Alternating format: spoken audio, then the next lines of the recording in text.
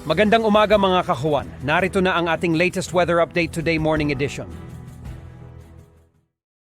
Sa Pag-asa Weather Forecasting Center, narito na ang lagay na ating panahon ngayong midweek, February 7, araw naman ng Miyerkules. Sa ating latest satellite images, makikita natin na patuloy ang pag-iral ng easterlies o ito yung hangin nagmumula sa karagatang Pasipiko. Ito ang maaaring magdala ng maulap na kalangitan na may mga pag-ulan, partikular na dito sa may bahagi ng Eastern Mindanao at northern part ng Mindanao. Asahan ng mga kababayan natin sa Caraga region, kasama ang Northern Mindanao, Davao region, pati yung Soc-Sargen at maging ilang bahagi ng Southern Leyte at Bohol na maaaring makaranas ng maulap na kalangitan na may mga tsansa ng mga pag-ulan. Sa iba pang bahagi ng ating bansa dito sa Mindanao, Visayas, ay patuloy na makararanas ng generally fair weather at posible din yung mga isolated rain showers and thunderstorms.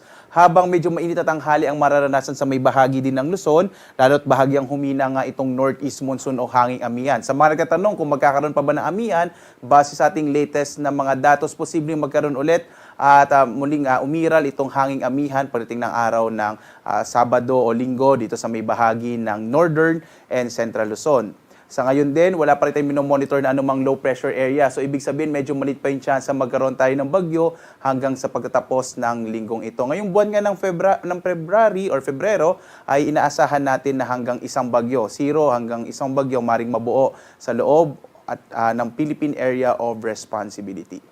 At narito ang ating inaasahang panahon dito sa may bahagi ng Luzon. Makikita natin na malaking bahagi ng Luzon ay makararanas ng generally fair weather pero posible pa rin. Huwag tayong mabibigla kung meron tayong mga isolated rain showers and thunderstorms na hindi naman natin inaasahan na magtatagal.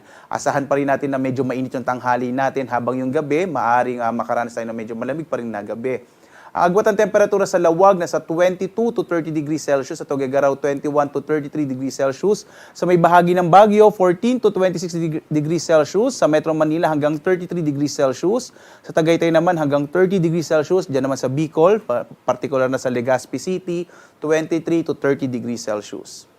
Dito naman tayo sa Visayas, Mindanao at Palawan. Makikita natin na malaking bahagi pa rin ng Palawan at Kabisayaan ay makararanas ng mga pulupulong pag-ulan, pagkidlat, pagkulog, bagamat generally fair weather din na inaasahan natin magiging lagay ng panahon sa bahagi ito ng ating bansa. Ang agwat ng temperatura sa Calayan Islands ay nasa 25 to 32 degrees Celsius, sa Puerto Princesa naman 25 to 31 degrees Celsius, sa Iloilo nasa 25 to 30 degrees Celsius, habang sa Cebu hanggang 29 degrees Celsius, sa Tacloban naman hanggang 29 degrees Celsius.